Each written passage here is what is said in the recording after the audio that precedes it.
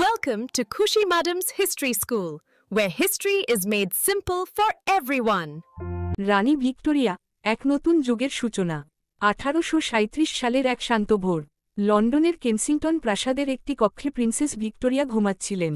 তিনি জানতেন না যে কয়েক মাইল দূরে উইন্ডসর ক্যাসেলে তার চাচা রাজা চতুর্থ উইলিয়াম মারা গেছেন এবং ইতিহাসের গতিপথ চিরতরে বদলে যেতে চলেছে।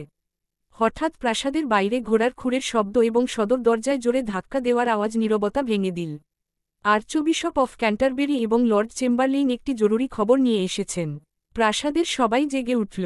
ভিক্টোরিয়ার মা, ডাচেস অফ কেন্ট, তাকে ঘুম থেকে জাগিয়ে তোলেন। তিনি উদ্বিগ্ন হয়ে বলেন, ওরা তোমাকে ডাকছে, আমি তোমার সাথে যাব। কিন্তু ভিক্টোরিয়া শান্তভাবে উত্তর দেন, না মা, এই মুহূর্তটা আমার একার। ভিক্টোরিয়া তার রাতের পোশাকের উপর একটি সাধারণ শাল জড়িয়ে ঘর থেকে বেরিয়ে এলেন। তিনি একাই বিশাল, নীরব সিঁড়ি বেয়ে নামতে লাগলেন। প্রতিটি পদক্ষেপের সাথে তার হৃদস্পন্দন বাড়ছিল। তিনি জানতেন যে সিঁড়ির শেষে তার জন্য কি অপেক্ষা করছে। নিচের তলায় লর্ড চেম্বারলেইন ভিক্টোরিয়াকে দেখামাত্র হাঁটু গেড়ে বসে পড়েন। তিনি গভীর শ্রদ্ধার সাথে বলেন, মহামান্য রাজা আর নেই, আমরা আপনার প্রতি আমাদের আনুগত্য প্রকাশ করতে এসেছি। এরপর আর্চবিশপ হাঁটু গেড়ে বসে তার আনুগত্য প্রকাশ করেন।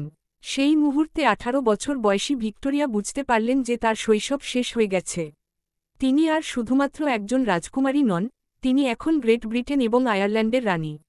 খবরটি শোনার পর ভিক্টোরিয়ার প্রথম আদেশ ছিল অত্যন্ত সহজ কিন্তু তাৎপর্যপূর্ণ। তিনি বললেন, আমি 1 ঘণ্টা একা থাকতে চাই। এটি ছিল তার রানী হিসেবে প্রথম সিদ্ধান্ত, যা তার আত্মবিশ্বাস এবং দৃঢ়তার পরিচয় দেয়। তার দ্বিতীয় কাজটি ছিল আরও বেশি ব্যক্তিগত। তিনি আদেশ দেন যেন তার বিছানাটি তার মায়ের ঘর থেকে সরিয়ে একটি আলাদা ঘরে রাখা হয়।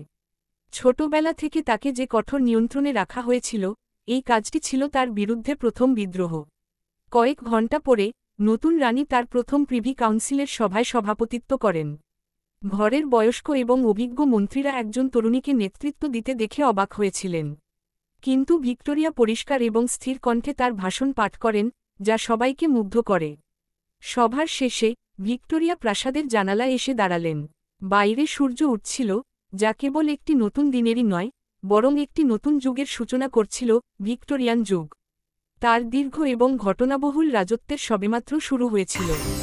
Thanks for watching!